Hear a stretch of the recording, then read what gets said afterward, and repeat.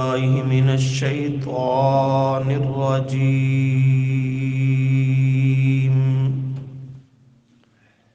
بسم الله الرحمن الرحيم. ومكروا ومكر الله والله خير الماكرين. صدق الله العظيم. اللهم صل على محمد وعلى آل محمد كما صليت على إبراهيم وعلى آل إبراهيم إنك حميد مجيد. اللهم بارك على محمد وعلى آل محمد كما باركت على إبراهيم وعلى آل إبراهيم إنك حميد مجيد. سبحان اللہ وبحمدہ سبحان اللہ العظیم. گزشتہ سبق میں حضرت عیسیٰ علیہ السلام کے زندہ آسمانوں پر اٹھائے جانے اور قرب قیامت ان کے نزول کے متعلق چند آیات کی روشنی میں گفتگو کی گئی کہ حضرت عیسیٰ علیہ السلام کو اللہ نے بہت سارے معجزات عطا فرمائے. ان میں سے حضرت عیسیٰ علیہ السلام کا ایک یہ بھی معجزہ ہے کہ وہ ایک آدھ دن کی عمر میں اللہ کی قدرت سے لوگوں سے کلام کرنے لگے اور اپنا تعارف کروانے لگے. قال انی عبد اللہ الی آخرہ. اور دوسرا معجزہ اللہ نے یہ عطا فرمایا کہ انہیں محض اپنی قدرت کاملہ سے زندہ آسمانوں پر اٹھا لیا اور قیامت کے قریب زمانے میں انہیں اللہ اتارے گا اور وہ آسمانوں سے اترنے کے بعد حالت کہولت میں یعنی بڑھاپے کی عمر میں پھر لوگوں سے کلام کریں گے. یہ بھی حضرت عیسیٰ کا قرآن نے معجزہ قرار دیا. اس کے بعد 25ویں پارے سے سورہ حامیم الزخرف کی آیت نمبر 61 آپ نے دیکھی کہ اس مقام پر قرآن کریم نے حضرت عیسیٰ علیہ السلام کے قرب قیامت نازل ہونے کو قیامت کی علامات میں سے ایک بڑی اہم علامت قرار دیا کہ قیامت کی جو بڑی بڑی علامات ہیں ان میں حضرت عیسیٰ علیہ السلام کا آسمانوں سے اترنا یہ بھی قیامت کی علامتوں میں سے ایک علامت ہے. اسی طرح آج کے سبق میں بھی چند ایک آیات کی روشنی میں اسی مسئلہ پر ہماری گفتگو ہوگی. حضرت عیسیٰ علیہ السلام کے زمانہ میں شام کا علاقہ رومیوں کے کنٹرول میں تھا، ان کے زیر نگیں تھا، ان کا شام کے علاقے پر قبضہ تھا. اور اس وقت کا جو بادشاہ تھا وہ کافر بادشاہ تھا. یہودی حضرت عیسیٰ علیہ السلام کے پہلے سے مخالف تھے کہ وہ علیاذ باللہ حضرت عیسیٰ کا نسب اور ولادت کو بھی درست ماننے کو تیار نہ تھے کہ بن باپ کے پیدا ہوا. سیدہ بی بی مریم کو پاک دامن بی بی نہیں مانتے تھے۔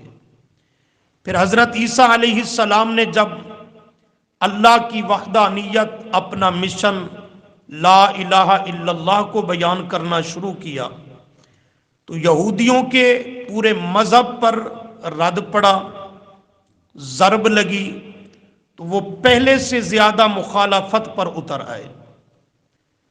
انہوں نے اس وقت کے رومی اس کافر بادشاہ سے فائدہ اٹھانے کی کوشش کی اور یہودیوں نے اسے اکسایا کہ یہ حضرت عیسیٰ علیہ السلام الیاذ باللہ، اس کا نسب بھی درست نہیں اور اس کی ماں بی بی مریم کے متعلق نازیبہ کلمات کہے کہ وہ پاک دامن بی بی نہیں، اور ساتھ یہ کہنے لگے کہ یہ جو مسئلہ اور مشن بیان کرتا ہے تو یہ ہمارے پورے آباء و اجداد اور یہودیوں کے مذہب کے خلاف ہے۔ یہ کوئی نیا مسئلہ لے کر کے آ گیا اور نیا لوگوں کو پیغام دینے لگا کہ لا الہ الا اللہ۔ کیا مانا؟ نہیں کوئی عبادت کے لائق سوائے اللہ کے۔ عبادت کس کو کہتے ہیں؟ نہیں کوئی لائق سوائے اللہ کے، یہ تو سمجھ آتی ہے، اردو کے الفاظ ہیں۔ عبادت کون سی زبان کا لفظ ہے؟ یہ تو عربی زبان کا لفظ ہے، اور ہم عجمی ہیں، ہم عربی نہیں، تو عبادت کس کو کہتے ہیں؟ یہ تو ہمیں اپنی زبان میں سمجھنا چاہیے نا، کلمہ طیبہ ہمارا پہلا نمبر ہے نا۔ تو مانا تو آپ دوستوں نے ٹھیک کیا، نہیں کوئی لائق عبادت کے سوائے اللہ کی، نہیں کوئی لائق سوائے اللہ کے، یہ تو سمجھ آتی ہے، اردو ہے۔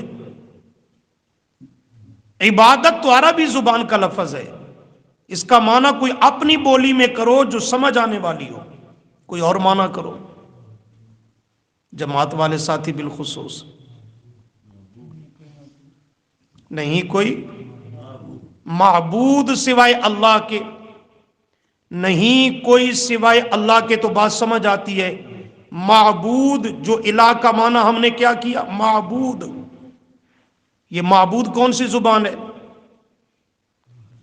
یہ بھی عربی زبان کا لفظ ہے بھائی، اور ہم عجمی ہیں، ہم تو عربی نہیں، تو معبود کس کو کہتے ہیں؟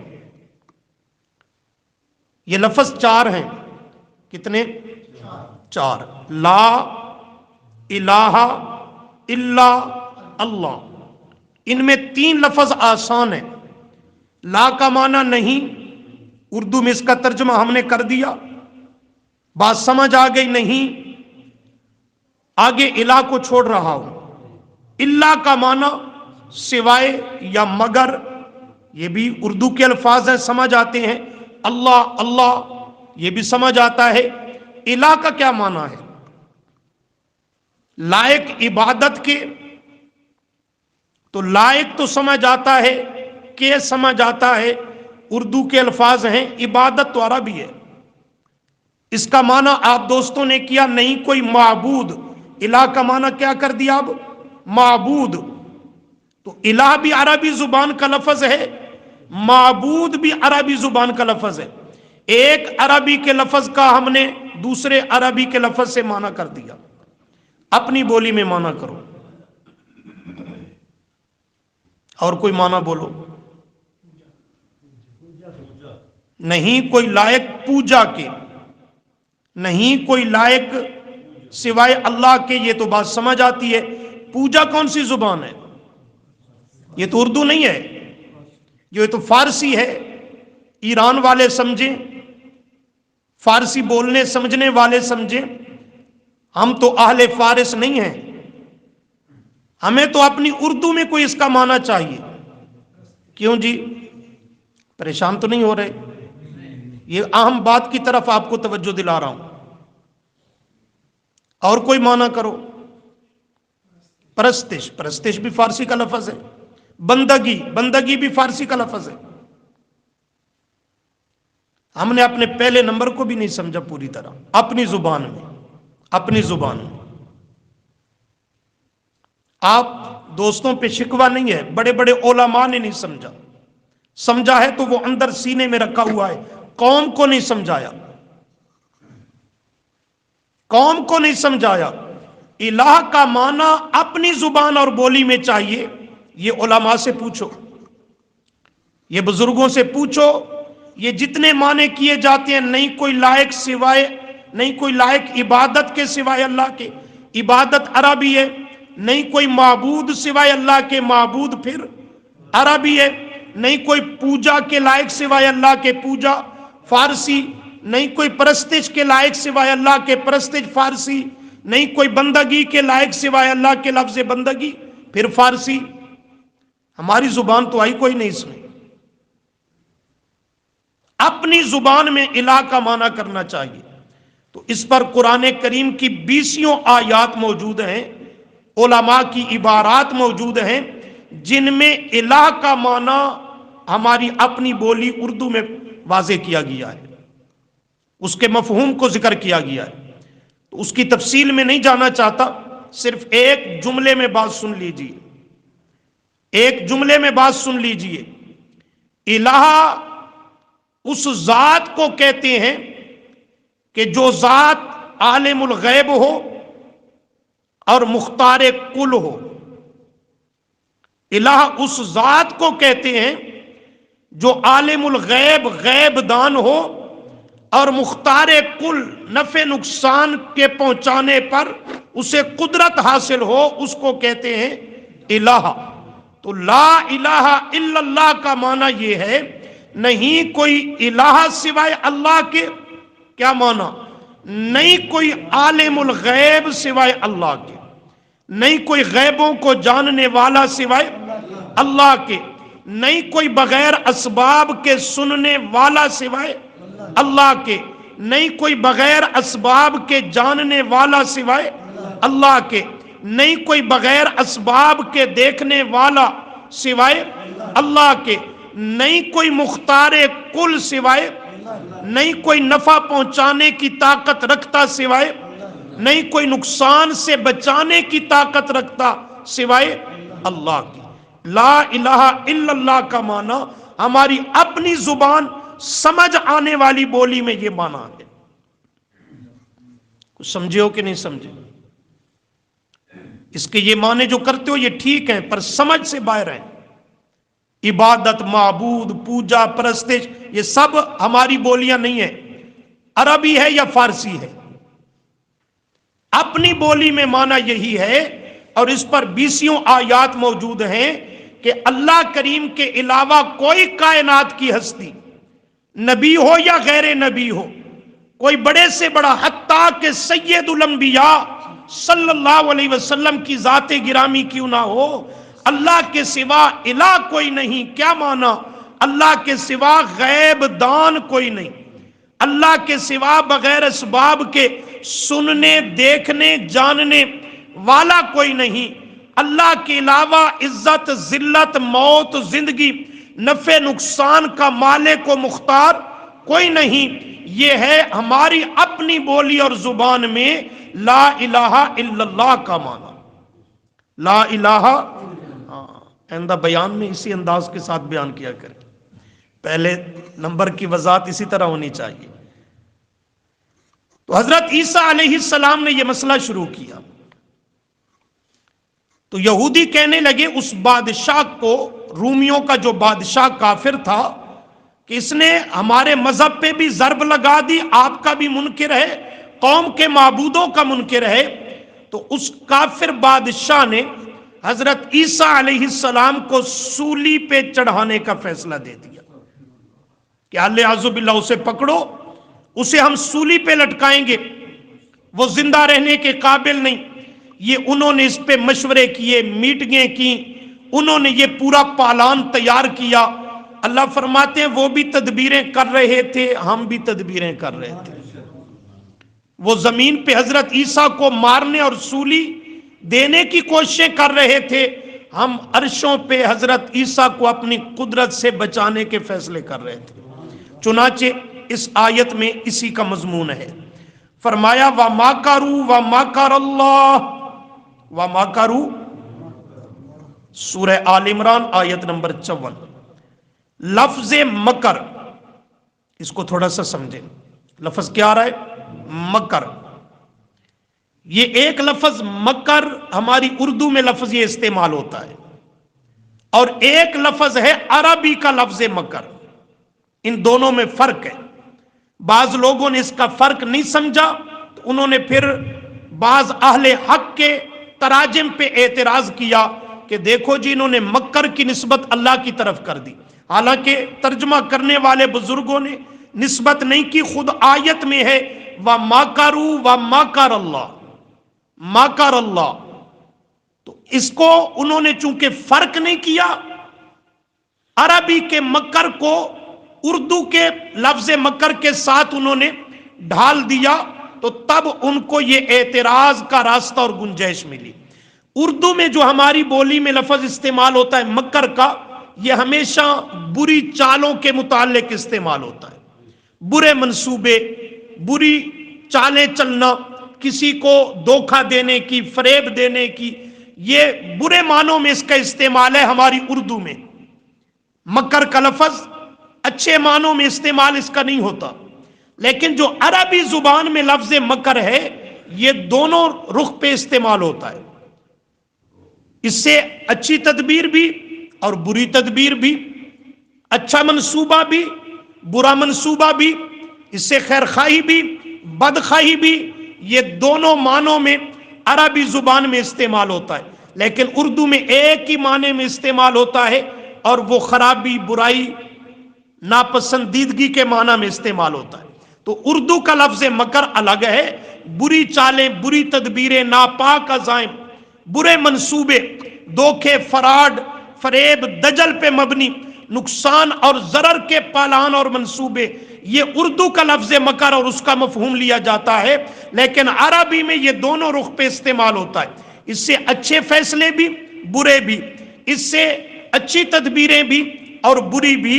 تو فرمایا وَمَكَرُوا وَمَكَرَ اللَّهُ، وَمَكَرُوا وَمَكَرَ اللَّهُ۔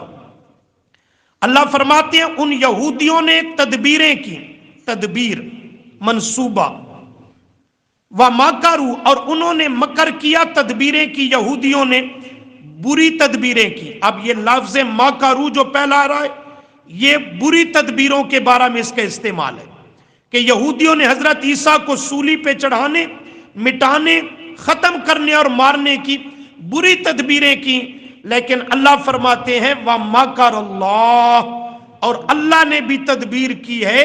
کون سی؟ اچھی تدبیر کی، حضرت عیسیٰ کو بچانے کی، حضرت عیسیٰ علیہ السلام کو بچانے کی۔ یہاں پہ مفسرین نے جملہ لکھا کہ اللہ کی تدبیر کیا تھی؟ رُفِعَ عیسیٰ الی السماء، حضرت عیسیٰ کو اللہ نے یہ تدبیر کی بچانے کی کہ اس کو اٹھا لیا گیا آسمانوں کی طرف۔ حضرت عیسیٰ کو اٹھا لیا گیا زندہ سلامت آسمانوں کی طرف، یہ اللہ نے تدبیر کی حضرت عیسیٰ کو بچانے کی، اور یہودیوں کی بری تدبیریں اس کو مٹانے کی وہ سب خاک میں مل گئیں، ان کی کوئی تدبیر وہ پوری نہ ہو سکی۔ کیوں؟ اس لیے کہ واللہ، اور اللہ ہی کی ذات ہے کہ خیر الماکرین، بہت بہتر تدبیریں کرنے والوں میں سے اللہ تدبیر کرنے والا ہے۔ خیر الماکرین، اللہ کی تدبیر اور فیصلہ وہ سب پہ غالب بھی ہے، بھاری بھی ہے، اور وہی فیصلہ کن ہے۔ باقی اس کے مد مقابل یہودیوں کی تدبیریں اور فیصلے وہ کسی کام میں نہ آ سکے۔ تو یہ انداز حضرت عیسیٰ کے متعلق، اور اسی طرح کا انداز نبی کریم صلی اللہ علیہ وسلم کے متعلق بھی ہے۔ ذرا اس کو بھی دیکھیے، سورہ انفال 9واں پارہ۔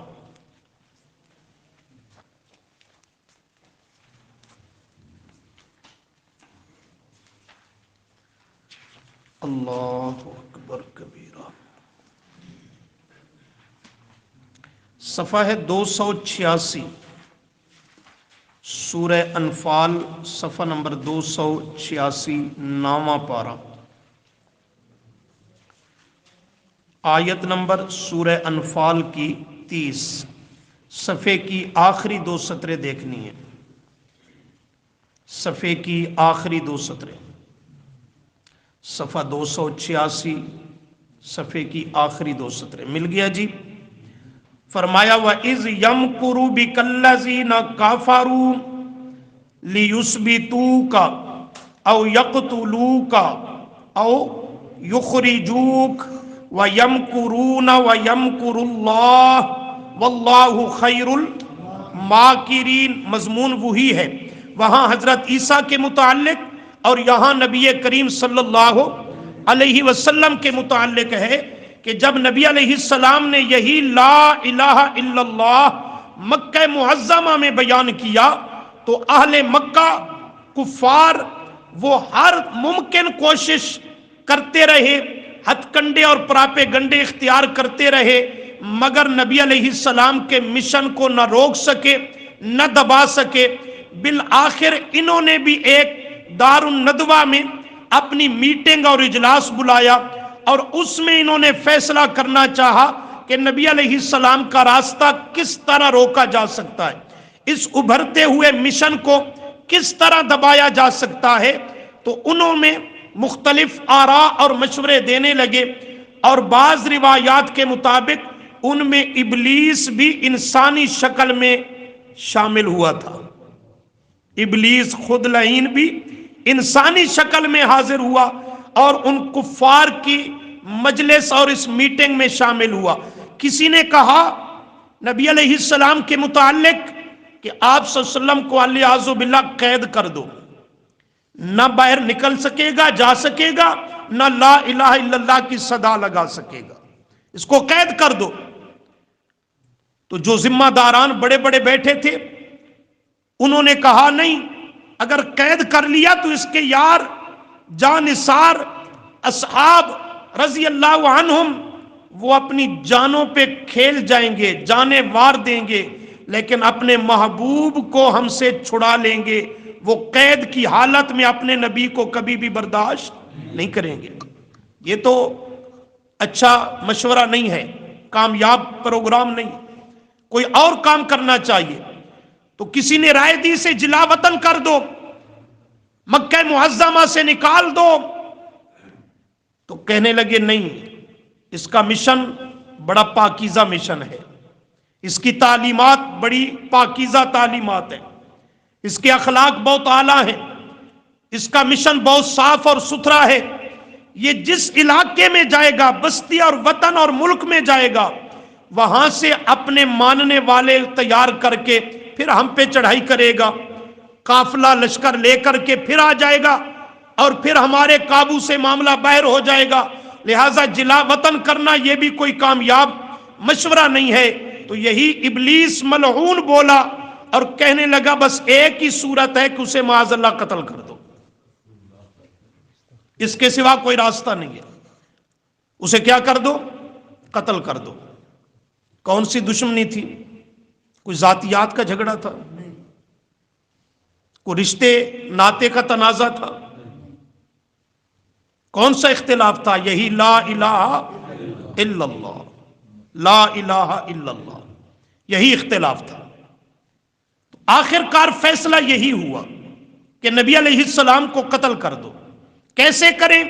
کوئی ایک قبیلے کا آدمی جا کر قتل کرتا ہے، اس کے خلاف تو کیس ہوگا، اس کو بہت کچھ بھگتنا پڑے گا، انتقامی کارروائی ہوگی، کیا معاملہ کرنا چاہیے؟ تو طے یہ پایا، بڑے شاطر تھے بے ایمان کفار مکہ، طے یہ پایا کہ کوئی ایک قبیلہ، ایک برادری وہ سر فہرست نہ ہو، بلکہ تمام جو نامور قبائل ہیں ان میں سے ہر قبیلے سے ایک آدمی کو لیا جائے۔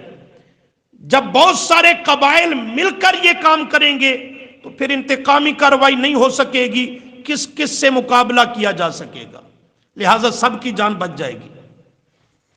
انہوں نے اسی منصوبہ کے تحت نبی علیہ السلام کے گھر کا گھراؤ اور محاصرہ کیا۔ آپ باہر آئیں گے ہم قتل کر دیں گے۔ اسی منظر کو اللہ نے اس آیت میں ذکر کیا۔ وہ لفظ مکر سے بات چلی ہے، مگر نہ ہمارے سبق سے متعلق یہ نہیں ہے۔ اللہ فرماتے ہیں وہ تدبیریں کر رہے ہیں نبی علیہ السلام کو قتل کرنے کی، ہم بچانے کی تدبیریں کر رہے تھے۔ ہم نے جو وعدہ کیا میرے محبوب صلی اللہ علیہ وسلم، یا ایھا الرسول بلغ ما انزل الیک من ربک، یہ آیت بارہا پڑھ چکے ہو، ذرا دیکھ لو، یہاں پہ نشانی رکھو، یہاں پہ نشانی رکھو، اسی آیت پہ لوٹ کر آتے ہیں۔ چھٹا پارہ دیکھو، چھٹا پارہ سورۃ المائدہ،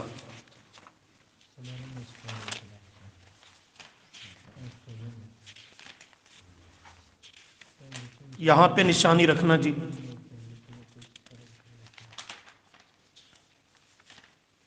صفحہ ہے 189، 189،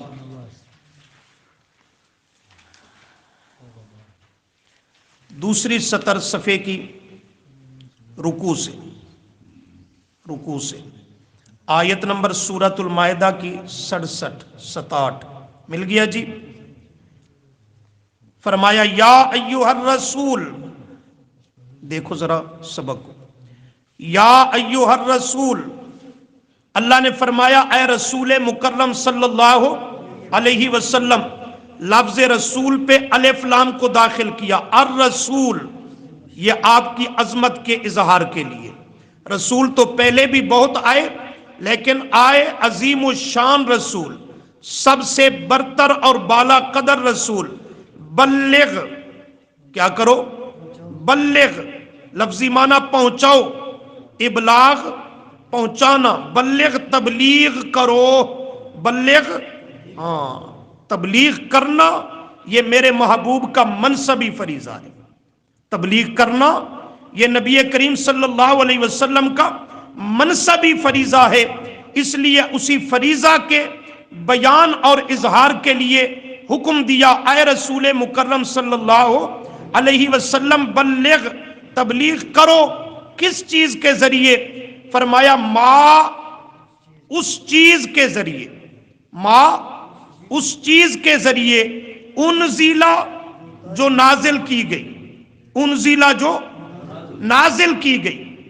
ایک بات واضح کر دی، جو منزل من اللہ، اللہ کی طرف سے نازل کی گئی، اس چیز کے ذریعے، اس کتاب کے ذریعے تبلیغ کرو جو اللہ کی طرف سے اتاری گئی۔ اب اتاری کوئی ایک کتاب تو گئی نہیں، تورات بھی منزل من اللہ، انجیل بھی، زبور بھی، دیگر صحائف بھی، تو کون سی نازل کی گئی کتاب کے ذریعے؟ آگے فرمایا انزل الیک، انزل الیک من ربک، میرے محبوب صلی اللہ علیہ وسلم تبلیغ کرو ما اس کتاب کے ذریعے، انزلہ جو اتاری گئی، الیک آپ کی طرف میرے پیغمبر، کس کی طرف سے اتاری گئی؟ من ربک، آپ کے رب کی طرف سے اتاری گئی۔ تورات اتاری تو گئی، لیکن الیک وہ آپ کی طرف نہیں، وہ حضرت موسیٰ کی طرف۔ انجیل انزلہ کا فرد تو ہے کہ اتاری گئی، مگر میرے نبی آپ کی طرف نہیں، حضرت عیسیٰ کی طرف۔ زبور بھی انزلہ اتاری تو گئی، پر آپ کی طرف نہیں، وہ حضرت داؤد کی طرف۔ دیگر صحائف، رسالے، کتابچے اتارے تو گئے، انزلہ کا فرد تو ہیں، لیکن آپ کی طرف نہیں، پہلے نبیوں کی طرف۔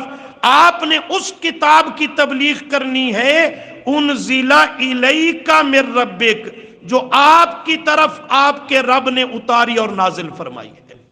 تو تبلیغی نصاب اللہ نے متعین کر دیا، آپ تبلیغ کریں، تبلیغ کرنا آپ پہ فرض ہے، میرے محبوب صلی اللہ علیہ وسلم پر تبلیغ کریں ما انزل الیک من ربک، قرآن مقدس کی تبلیغ، اور اس کی ذریعے واضح و نصیحت کریں۔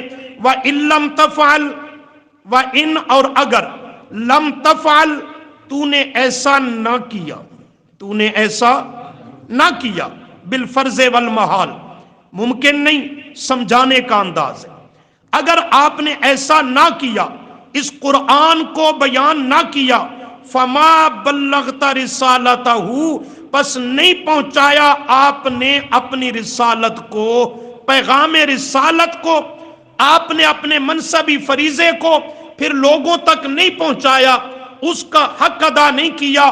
اللہ اگر میں اس کو بیان کروں، قرآن مقدس کی تعلیمات کو عام کروں، اس کا تعلیم و تعلم، درس و تدریس، اس کی دعوت اور تبلیغ، لوگوں کے سامنے قرآن کو بیان کروں، لوگ تو میرے مخالف ہو جائیں گے، دشمن ہو جائیں گے، خون کے پیاسے ہو جائیں گے، دوست بچھڑ جائیں گے، قریب محبت کرنے والے عداوت پہ اتر آئیں گے۔ یا اللہ پھر تو گزارا اس قوم میں رہنا مشکل ہو جائے گا، نہیں ہو سکے گا۔ اللہ نے فرمایا میرے محبوب آپ اپنا کام کریں، جو آپ پر منصبی فریضہ ہے، رہا لوگ آپ کے ساتھ کیا کریں گے وہ آپ کو پریشان ہونے کی نہیں ضرورت۔ واللہ یعصمک من الناس، واللہ یعصمک، اور اللہ آپ کو معصوم یعنی محفوظ رکھے گا، من الناس، لوگوں کے شر سے، ان کے نقصان اور ضرر پہنچانے سے، لوگوں سے حفاظت آپ کی اللہ کرے گا۔ آپ کو اس کی فکر نہیں ہونی چاہیے، آپ کو فکر یہ ہونی چاہیے کہ قرآن کی دعوت کو عام کیا جائے، قرآن کی تبلیغ اور اس کے پیغام کو عام کیا جائے۔ تو یہ چونکہ اللہ نے ذمہ داری اٹھائی، اللہ نے ایک ضمانت دے دی، قرآن کو بیان کرنا آپ کے ذمہ ہے۔ یہ دار الندوہ میں یا کہیں بیٹھ کر میٹنگیں کفار مکہ کرتے رہیں، کوئی کہے قید کر دو، کوئی کہے جلا وطن کر دو، کوئی کہے سرے سے معاذ اللہ قتل کر دو، یہ کرتے رہیں، ان کی فکر آپ نہ کریں۔ یہ زمین پہ بیٹھ کر مٹانے کی کوشش کریں گے، دبانے کی کوشش کریں گے۔ واللہ یعصمک من الناس، میں اللہ اپنے محبوب کو اور ابھارنے کی کوشش کروں گا، اور ترقی اور مرتبہ دینے کی۔ آئیے سبق کی آیت پر، صفحہ 286 الانفال، دیکھیے صفحے کی آخری دو سطریں۔ وَإِذْ يَمْكُرُ بِكَ، دیکھ رہے ہو جی، وَإِذْ اور جب یمکرو، وہ بری تدبیر کرنے لگے، مکر کرنے لگے، برے منصوبے بنانے لگے۔ صفحہ 286 مل گیا جی؟ صفحے کی آخری دو سطریں دیکھنی ہے جی، سنیے گا۔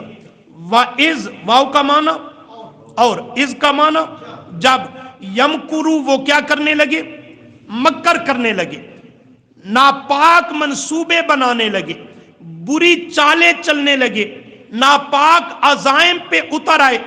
بیکا، آپ کے متعلق میرے پیغمبر صلی اللہ علیہ وسلم، یا اللہ وہ برے منصوبے کون کرنے لگے؟ فرمایا الذین کفروا، کرو مانا نا، الذین، وہ بری تدبیریں، برے منصوبے کون بنانے لگے میرے نبی کے متعلق؟ الذین، وہ لوگ، کافروا، جو میٹھے میٹھے کافر تھے، یہی معنی کروں الذین۔ بعض یہ بھی مزاج ہوتا ہے بھئی کسی کو کافر نہیں کہنا چاہیے، کفر بے شک کرے لیکن اسے کافر کہنا، یہ بھی عجیب فارمولہ ہے اجمیوں کا۔ بھئی کافر کو بھی کافر نہ کہو، کیوں نہ کہو جی؟ وجہ ممکن ہے جی مرنے سے پہلے پہلے ایمان قبول کر لے، ایک امکان تو ہے، لہٰذا کافر کو بھی کافر ابھی نہ کہو، ممکن ہے کل کو مومن بن جائے۔ بڑی محبت سے گزارش کروں گا، ابھی تک کسی مومن کو مومن بھی نہ کہو، مسلم کو مسلم بھی نہ کہو، خدا نہ خواستہ کل کو بے ایمان کافر ہو جائے۔ یہ بھی تو امکان ہے کہ نہیں ہے بھائی؟ یہ بھی تو ان چانس ہے کہ اللہ نہ کرے وہ کل کو کفر میں چلا جائے، تو پھر کسی مسلمان کو ابھی تک مسلمان بھی نہیں کہنا چاہیے۔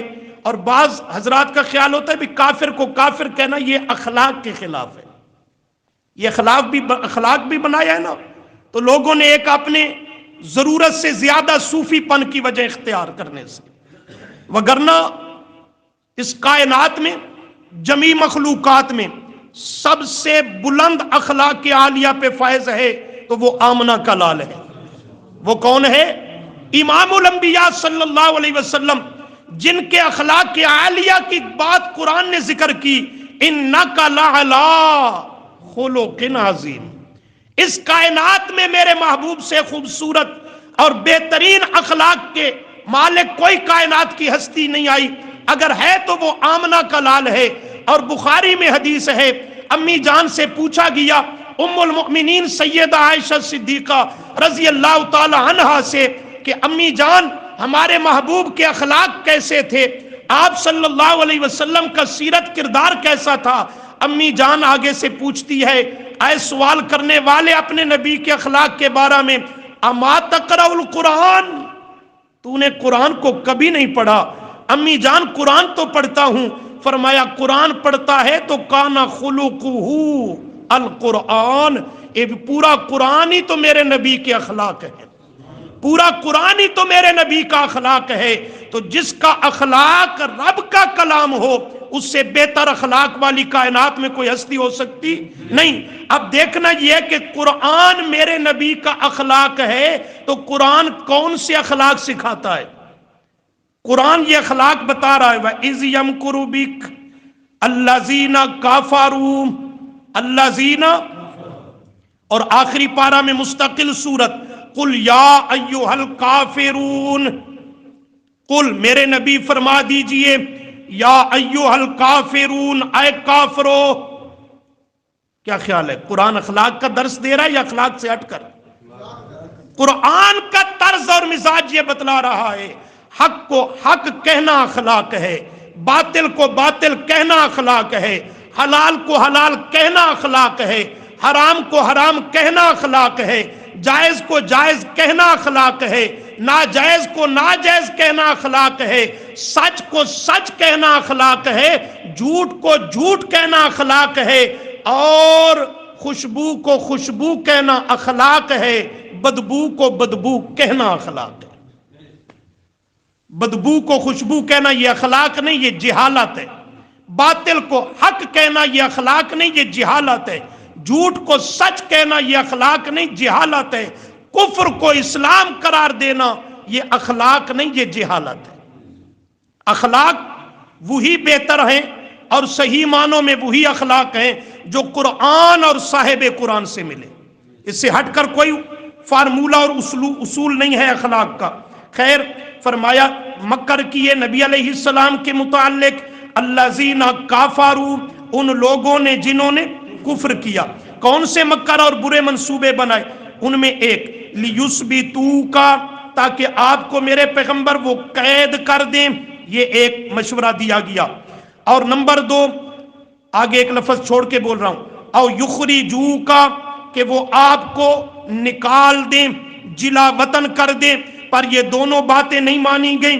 او یقتلوک، یا وہ آپ کو کیا کر دیں؟ قتل کر دیں۔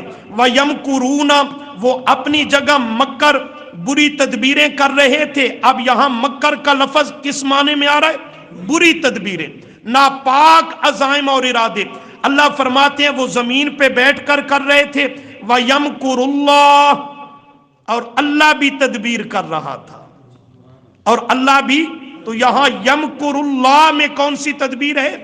کیا عرض کر رہا تھا؟ یہ لفظ مکر عربی زبان کا لفظ، یہ دونوں رخ پہ استعمال ہوتا ہے، اس کے دونوں مفہوم ہیں۔ وَيَمْكُرُ اللَّهُ، اللہ اچھی تدبیریں کر رہا تھا، اچھے اللہ فیصلے اور ارادے فرما رہا تھا، وہ میرے نبی کو مٹانے کے، اللہ میرے نبی کی حفاظت فرمانے کے، لہٰذا ان کی بری تدبیریں ناکام ہوئیں۔ واللہ خیر الماکرین، اور اللہ کی بہتر تدبیر وہ کامیاب ہوئی کہ آپ کو قتل کرنا تو کجا، میرے محبوب کو وہ کوئی بھی نقصان نہیں پہنچا سکے۔ تو وہ سبق کی آیت میں بھی یہی لفظ آیا، وہ حضرت عیسیٰ کو وَمَكَرُوا، مٹانے کی تدبیریں کر رہے تھے، اور مکر اللہ، اللہ بچانے کی تدبیر کر رہا تھا، تو اللہ نے زندہ سلامت آسمانوں پر اٹھا لیا، اور حضرت عیسیٰ کو اللہ نے بچا لیا، اور یہودیوں کی اور کفار کی تدبیریں ناکام اور نامراد ہو گئیں کہ وہ قتل کرنا چاہتے تھے، سولی دینا چاہتے تھے، اللہ نے آگے جا کر رد کر دیا، وَمَا قَتَلُوهُ وَمَا صَلَبُوهُ۔ ایک آیت دیکھیں گے، وہاں سے یہ منکرین حیات عیسیٰ یہ دھوکہ دیتے ہیں، اس کو دیکھنا ضروری ہے۔ چوتھے پارہ میں آ جائیے، چوتھا پارہ سورہ آل عمران، صفحہ نمبر 107، صفحہ 107، یہ اہم آیت ہے، اس پہ ذرا غور فرمائیے گا۔ چوتھا پارہ سورہ آل عمران، آیت نمبر آل عمران کی 144، صفحہ 107، رکوع سے صفحے کی دوسری سطر۔ جی فرمایا وما محمد الا رسول، مل گیا جی، قد خلت من قبلہ الرسل افإن مات او قتل انقلبتم علی اعقابکم۔ سبحان اللہ۔ یہ آیت کا شان نزول غزوہ احد کے مقام پر ہے کہ غزوہ احد میں شیطان نے یہ خبر پھیلا دی کہ قد قتل محمد صلی اللہ علیہ وسلم، کہ محمد صلی اللہ علیہ وسلم کو قتل کر دیا گیا، آپ شہید ہو گئے۔ یہ خبر پھیلا دی ابلیس نے، نبی علیہ السلام کو شہید کر دیا گیا ہے۔ جب یہ خبر پھیلا دی گئی، پھیلائی کیوں؟ کہ مسلمانوں کے پاؤں اکھڑ جائیں گے، ان کے جذبات ٹھنڈے پڑ جائیں گے۔ لیکن بعض مسلمان تو اس سے متاثر ہوئے کہ نبی کریم صلی اللہ علیہ وسلم کو شہید کر دیا گیا، وہ آپ کی جدائی کے اس غم میں، پریشانی کے عالم کا شکار ہوئے۔ لیکن اکثر صحابہ کرام رضی اللہ عنہم، ان کے جذبات پہلے سے زیادہ تیز ہو گئے کہ جس مشن پر ہمارے قائد نے جان دے دی، ہم بھی اسی مشن پہ اپنی جانیں فدا کر دیں۔ شیطان رہا تو اپنے منصوبے میں ناکام، لیکن اس نے جو کر سکتا تھا وہ چلاکی کی۔ تو وہاں پہ اللہ نے یہ آیت نازل فرمائی، اور اللہ نے آئندہ کے لیے ایک تنبیہ کر دی مسلمانوں کو۔ اس کا خلاصہ یہ ہے کہ یہ تو اب جھوٹی خبر تھی، نبی علیہ السلام زندہ سلامت موجود ہے، لیکن بالآخر انسان ہے، موت تو آئے گی، شہادت کی موت ہو طبی موت ہو، آئے گی تو صحیح۔ تو کیا اللہ کے محبوب صلی اللہ علیہ وسلم پر موت آ جائے تو تم دین اسلام کو چھوڑ دو گے؟ اس کے خاطر جہاد کرنے سے تمہارے قدم پیچھے مڑیں گے؟ فرمایا نہیں، میرا محبوب رہے جب تک رہے، اس پہ موت آ جائے پھر بھی دین پر تم ثابت قدم رہنا، جیسے آج تک ثابت قدم چل رہے ہو۔ مسلمانوں کا قائد رہے نہ رہے، اس کا رب تو موجود ہے، دین اسلام تو موجود ہے، قائد کا لایا ہوا دین مشن وہ تو موجود ہے۔ اس تنبیہ کے لیے اللہ نے یہ آیت نازل فرمائی اور فرمایا وما محمد، نہیں ہے محمد صلی اللہ علیہ وسلم، الا رسول، مگر رسول، عظیم الشان رسول، الا رسول التنوین للتعظیم، عظیم الشان رسول ہے۔ کیا مقصد؟ اللہ سمجھانا یہ چاہتے ہیں، اپنے محبوب کی شہادت کی خبر اگرچہ جھوٹی تھی، پر سن کر پریشان کیوں ہو گئے، حوصلے پست کیوں پڑنے لگے، غم میں کیوں نڈھال ہونے لگے؟ کیا اپنے محبوب محمد رسول کو کہیں موت سے پاک تو نہیں سمجھ بیٹھے؟ موت سے پاک تو نہیں خیال کر بیٹھے؟ اس لیے کہ موت سے پاک تو صرف کون ہے؟ صرف کون ہے؟ اللہ کی ذات ہے۔ محمد صلی اللہ علیہ وسلم اگرچہ ساری مخلوقات سے بلند و برتر ہستی ہیں، لیکن پھر بھی خدا نہیں، الہ نہیں، معبود، موت سے پاک نہیں۔ وما محمد الا رسول، نہیں ہے محمد نہ اللہ نہ معبود نہ عبادت کے قابل نہ موت سے پاک، الا رسول، مگر وہ تو ہیں ایک عظیم الشان رسول، قد تحقیق خلت گزر گئے، خلت کا معنی گزر گئے، من قبلہ الرسل، من قبلہ الرسل، من قبلہ، اس سے پہلے، کس سے؟ محمد صلی اللہ علیہ وسلم سے پہلے گزر گئے، الرسل، کئی رسول، الرسل، کئی رسول گزر گئے۔ نبی کریم صلی اللہ علیہ وسلم سے پہلے جب وہ گزر گئے تو یہ بھی اپنی دنیا کی زندگی کی مدت پوری کر کے گزر جائے تو یہ بھی تو اگرچہ شان بہت اونچی ہے، پر ہے تو ایک رسول، کوئی الہ یا معبود تو نہیں، ہے تو ایک، پہلوں سے برتر ہے، کوئی شک نہیں، افضل اور بالا قدر ہے، کوئی شبہ نہیں، لیکن ہے تو پھر بھی ایک اللہ کا عظیم الشان رسول پہلے گزر گئے، ان کے لیے موت کا قانون اٹل ہے، تو آپ صلی اللہ علیہ وسلم کے لیے بھی موت کا قانون اٹل ہے۔ آفا ام ماتا، آفا ان کیا پس اگر ماتا محمد صلی اللہ علیہ وسلم پر موت آ جائے، کیا کہہ رہا ہوں، کیا آ جائے، ماتا کہیں شان کے خلاف تو نہیں جملہ ہو گیا؟ سوچ لو، آج تو نبی علیہ السلام کے لیے کہا جائے، کسی اور پیغمبر کے لیے اللہ کے نبی پر موت آ گئی تو سننے والے بھی عالم برزخ کے قریب پہنچ جاتے ہیں، انہیں بھی آدھی موت آ جاتی ہے۔ دیکھو جی، نبی کے لیے لفظ موت، کوئی نالا ہوتے ہیں ولی کے لیے لفظ موت، امام بزرگ کے لیے لفظ موت، یہ تو شان کے خلاف ہو گیا، معاذ اللہ بے ادبی ہو گئی، توہین ہو گئی۔ موت، مردہ، میت تو کہنا نہیں چاہیے۔ سنو دوستو، یہ لفظ مردہ، میت، موت، ان الفاظ کا اطلاق اور استعمال اللہ کے لیے تو یقیناً بے ادبی ہے، توہین ہے، ناجائز ہے، کفر ہے کہ وہ موت سے پاک ذات ہے۔ اس کی ذات و صفات کے علاوہ مخلوقات کے لیے ان الفاظ کا اطلاق کو استعمال کرنا، یہ کہیں بے ادبی، توہین اور گستاخی نہیں، یہ عین قرآن و سنت کے مزاج کے مطابق ہے۔ اس لیے کہ یہ ہستیاں موت سے پاک نہیں ہیں۔ جو موت سے پاک ہے اس کے لیے الفاظ کا استعمال مردہ، میت وغیرہ ناجائز اور کفر پہ مبنی ہے۔ جو موت سے پاک نہیں اس کے لیے لفظ موت کا استعمال یہ ناجائز اور خلاف شان نہیں ہے، یہ عین اس کی حالت کے مناسب ہے۔ اس لیے افا امات، قرآن کا مطالعہ کر کے دیکھ لیں، پہلے پارے میں اللہ کریم فرماتے ہیں، پہلے پارے کا آخری رکوع حضرت یعقوب کا تذکرہ کرتے ہوئے، ام کنتم شہداء اذ حضر یعقوب الموت، اذ حضر یعقوب قرآن کا لفظ تو پڑھو نا، اذ حضر یعقوب الموت، یعقوب کے لیے لفظ موت، اللہ کا پیغمبر ہے یعقوب علیہ السلام۔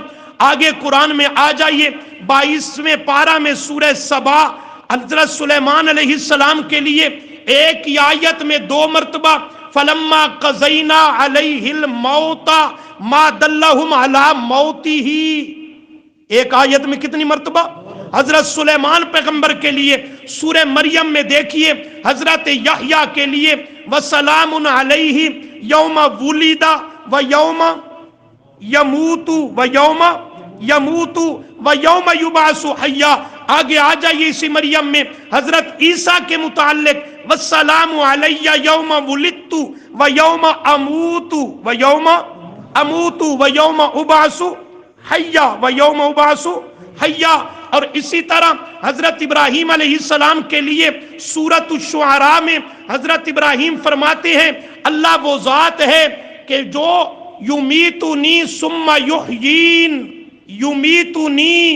یمیتنی۔ حضرت عبداللہ بن عباس فرماتے ہیں، دنیا کی زندگی کے مکمل ہونے پر حضرت ابراہیم کہتے ہیں یمیتنی، اللہ مجھے موت دے گا، ثم یحیین، پھر قیامت کے دن دوبارہ اللہ مجھے حیات اور زندگی عطا کرے گا۔ کب؟ قیامت کے دن۔ یہ حضرت عبداللہ بن عباس رضی اللہ عنہما مانا کرتے ہیں۔ اور ہمارے محبوب مکرم کے لیے آفا ام ماتا او قوتیلا، اور سورہ زمر 23ویں پارے کے آخر پر آفا ام، وہاں فرمایا انکا میتن و انہم میتون۔ سورہ انبیاء آیت نمبر 34 میں فرمایا آفا ام متا۔ اگر پیغمبروں کی شان کے مناسب یہ الفاظ نہ ہوتے، قرآن کبھی بھی ایسے الفاظ ذکر نہ کرتا۔ قرآن کے بعد صحیح بخاری میں دیکھیں، جو نبی علیہ السلام کے سب سے زیادہ عاشق صادق صحابہ کرام رضی اللہ عنہم سچے عاشق تھے، ان کی زبان کا مطالعہ کیجئے۔ جب نبی علیہ السلام پر وفات آ گئی، آپ پر موت مبارک واقع ہو گئی، حضرت صدیق اکبر رضی اللہ تعالیٰ عنہ تشریف لاتے ہیں، آپ کی پیشانی مقدس سے آپ کی وہ چادر کا کپڑا ہٹا کر کے بوسہ دیتے ہیں۔ اور صحیح بخاری جلد نمبر 1 صفحہ 517 پر یہ حدیث موجود ہے، حضرت صدیق اکبر بوسہ دے کے فرماتے ہیں طبتا حیم و میتا، طبتا حیم و میتا میتا۔ پھر حجرہ عائشہ سے باہر تشریف لائے، منبر پہ جلوہ گر ہوئے اور اللہ کی حمد و ثنا کی، نبی علیہ السلام پر درود پڑھا، اس میں قرآن کی آیات پڑھی، اور یہ آیت بھی حضرت صدیق اکبر نے پڑھی تھی، وما محمد الا رسول قد خلت من قبلہ الرسل افإن مات او قتل۔ یہ آیات پڑھنے کے بعد حضرت صدیق اکبر نے ان کا خلاصہ ذکر کیا اپنے لفظوں میں، فرمایا من کان منکم یعبد محمدا فإن محمدا قد مات، فإن محمدا قد مات، محمد صلی اللہ علیہ وسلم پر موت آ چکی ہے۔ اور صحیح بخاری میں ہے، حضرت عائشہ اور عبداللہ بن عباس رضی اللہ عنہما دونوں فرماتے ہیں ان ابا بکر قبل النبی صلی اللہ علیہ وسلم وہو میت، بے شک جناب سیدنا صدیق اکبر رضی اللہ تعالی عنہ نے جب آ کر نبی علیہ السلام کو بوسہ دیا پیشانی مقدس پر، وہو میت، اس وقت اللہ کا نبی میت ہو چکا تھا، موت واقع ہو چکی تھی۔ اور مسند احمد میں ہے، حضرت علی المرتضیٰ رضی اللہ تعالی عنہ فرماتے ہیں جب نبی علیہ السلام کو غسل دیا جا رہا تھا، باقی صحابہ پانی ڈال رہے تھے، میں آپ کے پاک وجود پر ہاتھ پھیر رہا تھا، غسل دیتے ہوئے آپ کے وجود مقدس کی نرمائی تازگی وہ میں محسوس کر رہا تھا اپنے ہاتھ سے، اور بے ساختہ میری زبان پہ جملہ آیا طبتا حیم و میتا، محبوبم آپ زندہ تھے دنیاوی حیات کے ساتھ، تب بھی پاکیزہ معطر مزکا تھے، اب موت آ چکی ہے، حالانکہ موت آ کر جوانیوں کی جوانیاں چھین لیا کرتی ہے، حسینوں کے حسن اجاڑ دیا کرتی ہے، شباب بڑھاپے میں بدل جاتے ہیں، لیکن اللہ کے محبوب صلی اللہ علیہ وسلم آپ پر موت آ چکی ہے، میت ہو چکے ہو، لیکن اسی طرح تر و تازہ اور آپ کا وجود مقدس وہ معطر موجود ہے، مزکا موجود ہے۔ حضرت علی کے بھی یہی الفاظ ہیں، تو اس سے یہ بات سمجھ آتی ہے کہ ان الفاظ کا استعمال کرنا میرے محبوب کی شان کے خلاف، وگرنہ قرآن ایسے الفاظ ذکر صحابہ جیسے مقدس ہستیاں میرے محبوب پہ جان فدا کرنے والے ایسے الفاظ کا استعمال نہ کرتے۔ یہ بات تو آسان ہے سمجھنی، پر ذرا دوسرا رخ بھی دیکھ، آج جو اہل حق کی عداوت میں آ کر کے یہ کہنے کی جسارت کرتا ہے کہ ان الفاظ کا استعمال نبی کے لیے یہ بے ادبی ہے، توہین ہے، وہ سب سے اول تو قرآن کو توہین کرنے والا بتلا رہا ہے کہ یہ الفاظ قرآن ذکر کرتا ہے، تو اس کا نتیجہ کیا نکلے گا کہ قرآن نے انبیاء کی معاذ اللہ توہین کی۔ قرآن کے بعد یہ فتویٰ اس کا صحابہ کرام رضی اللہ عنہم پہ جاتا ہے کہ انہوں نے یہ الفاظ میرے محبوب کی پاک ذات کے لیے استعمال کیے، اگر ان کا استعمال کرنا آپ کی شان کے خلاف ہے تو معاذ اللہ صحابہ نے خلاف کر دیا، اس کا نتیجہ بہت ناجائز اور برا نکلنے والا ہے۔ خیر، اللہ فرماتے ہیں فَإِن مَاتَ، کیا پس اگر آپ صلی اللہ علیہ وسلم پر موت آ جائے، او قتلا، یا آپ کیا کر دیے جائیں، شہید کر دیے جائیں، تو کیا میرے نبی کے صحابہ انقلبتم، تم الٹے پاؤں، علی اعقابکم، اپنے پیروں کے پاؤں کی ایڑیوں کے بل الٹے پاؤں پھر جاؤ گے، دین اسلام کو چھوڑو گے؟ فرمایا نہیں، ہرگز نہیں۔ وَمَن يَنْقَلِبْ، فرمایا قانون سن لو، جو کوئی پھر جائے گا علی عاقبیہ، اپنی ایڑیوں کے بل، تو فَلَن يَضُرَّ اللَّهَ شَيْئًا، اس نے اللہ کا کوئی ذرا بھی نقصان، اللہ کے دین کا کوئی نقصان نہیں کیا۔ فرمایا وَسَيَجْزِي اللَّهُ الشَّاكِرِينَ، اور عنقریب اللہ بدلہ دے گا قدردانوں کو۔ اللہ نے مسئلہ سمجھا دیا اس مقام پر، لیکن آپ کو یہ آیت دکھلانے سے مقصود اور ہمارے سبق سے متعلق یہ ہے کہ منکرین حیات عیسیٰ، جو حضرت عیسیٰ علیہ السلام کی حیات آسمانوں پہ زندہ اٹھائے جانے، قرب قیامت نازل ہونے کا انکار کرتے ہیں، ان کا خیال یہ ہے کہ حضرت عیسیٰ پر موت آ چکی ہے، وہ اس آیت سے دلیل پکڑنے کی کوشش کرتے ہیں، اور دلیل یوں پکڑتے ہیں، کہتے ہیں دیکھو اللہ نے فرمایا محمد صلی اللہ علیہ وسلم نہیں مگر ایک عظیم الشان رسول، قد خلت من قبلہ الرسل، پکی بات ہے گزر گئے نبی علیہ السلام سے پہلے الرسل، تمام رسول، الرسل تمام رسول، بہت رسول، کئی رسول۔ کہتے ہیں حضرت عیسیٰ بھی تو نبی علیہ السلام سے پہلے کا ہے، تو وہ بھی قد خلت میں داخل ہے کہ وہ بھی گزر گیا، یعنی اس پر بھی۔ ان کا سوال سمجھ گئے ہو؟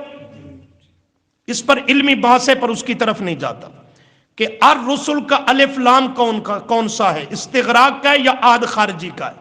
جب عاد خارجی کا ہے، نبی علیہ السلام اس سے خارج ہیں، تو حضرت عیسیٰ علیہ السلام نصوص قطعیہ کے ساتھ خارج ہیں، بطریق اولا خارج ہیں۔ اور دوسری بات کہ خلط کا معنی ماتت نہیں ہے، خلط کا معنی موت ہے ہی نہیں، اس کے کئی معانی، خیر اس بحث میں بھی جانے کی نہیں ضرورت۔ اس کا جواب قرآن کریم سے ہمیں ایک اور آیت سے ملتا ہے۔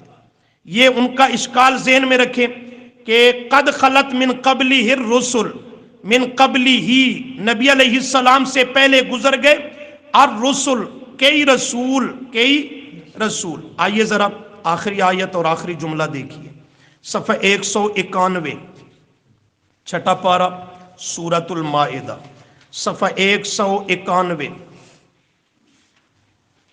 سورہ مائدہ کی آیت نمبر 75، صفحے کی چوتھی سطر دیکھیں جی، صفحے کے شروع سے چوتھی سطر، اسی طرح کی یہ آیت ہے جو پڑھ کے آ رہے ہو۔ مل گئی جی؟ مل مسیح ابن مریم الا رسول، مل مسیح ابن مریم، اسی طرح کی آیت ہے، نہیں ہے عیسیٰ بیٹا مریم کا مگر ایک رسول، قد خلت من قبلہ الرسل، قد تحقیق، خلت گزر گئے، گزر گئے سمجھنا معنی کو، گزر گئے، من قبلہ ہی اس سے پہلے، کس سے پہلے؟ حضرت عیسیٰ سے۔ کس سے پہلے؟ من قبلہ ہی اے من قبل عیسیٰ، حضرت عیسیٰ سے پہلے گزر گئے الرسل، تمام رسول۔ جواب سمجھے ہو نہیں سمجھے؟ وہاں پہ تھا وما محمد الا رسول قد خلت من قبلہ الرسل، سمجھنا انداز کو کہ محمد صلی اللہ علیہ وسلم سے پہلے تمام رسول کیا ہو گئے؟ گزر گئے۔ نبی علیہ السلام سے پہلے تمام رسول گزر گئے۔ اس میں بظاہر یہ اشکال اور ان کی دلیل بنتی نظر آتی تھی، بظاہر، حقیقت میں کوئی نہیں۔ کیا نظر آتی تھی کہ جب قرآن نے کہہ دیا نبی علیہ السلام سے پہلے تمام رسول گزر گئے، تو حضرت عیسیٰ بھی تو پہلوں میں سے ہے، ان تمامیوں میں شامل ہے، تو لہٰذا وہ بھی گزر گئے کہ ان پر بھی موت آ گئی دیگر رسولوں کی طرح۔ یہاں اس کا استثناء کر دیا، یہاں اس حضرت عیسیٰ کو الگ کر دیا، فرمایا قد خلت من قبلہ ہی، قد خلت تحقیق گزر گئے، من قبلہ ہی عیسیٰ سے پہلے، عیسیٰ سے پہلے، الرسل تمام رسول، عیسیٰ نہ، وہ علیہ السلام زندہ ہے، حضرت عیسیٰ سے پہلے پہلے جتنے رسول تھے فرمایا وہ گزر گئے۔ یہ من قبل ہی کو سمجھ گئے ہو؟ اس سے پہلے مراد عیسیٰ سے پہلے، یہ جس کا پیچھے ذکر ہے مل مسیح ابن مریم الا رسول، من قبل ہی اے من قبل عیسیٰ، و امہ صدیقہ، اور ماں اس عیسیٰ کی صدیقہ ولیہ ہے، کانا یاکلان الطعام، یہ آگے مضمون تفصیلی ہے، کانا عیسیٰ و مریم دونوں ماں بیٹا، یاکلانی کھانا، یاکلانی کھاتے تھے، الطعام کھانا۔ حضرت عیسیٰ و مریم دونوں ماں بیٹا کیا کرتے تھے؟ کھانا کھاتے تھے۔ کیا مطلب؟ وہ پیچھے مضمون چل رہا ہے نا کہ عیسائیوں نے حضرت عیسیٰ اور بی بی مریم کو اللہ کے علاوہ کیا بنایا؟ معبود بنایا۔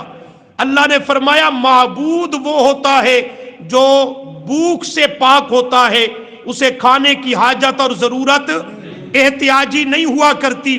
اور عیسیٰ علیہ السلام تو کھانا کھاتے تھے، بی بی مریم تو کھانا کھاتی تھی، یہ تو بھوک انہیں ستاتی تھی، کھانے کے محتاج بنتے تھے، کھانا کھاتے تھے، اور کئی مجبوریوں میں گھرے ہوئے تھے کہ کھانا وہ کہاں سے ہو کر کے مراحل سے گزر کے ان تک پہنچتا ہے، اور جو خود مجبور ہو، کھانے کا محتاج ہو، جسے خود کھانے کی حاجت اور ضرورت ہو، وہ الہ اور معبود بننے کے قابل نہیں۔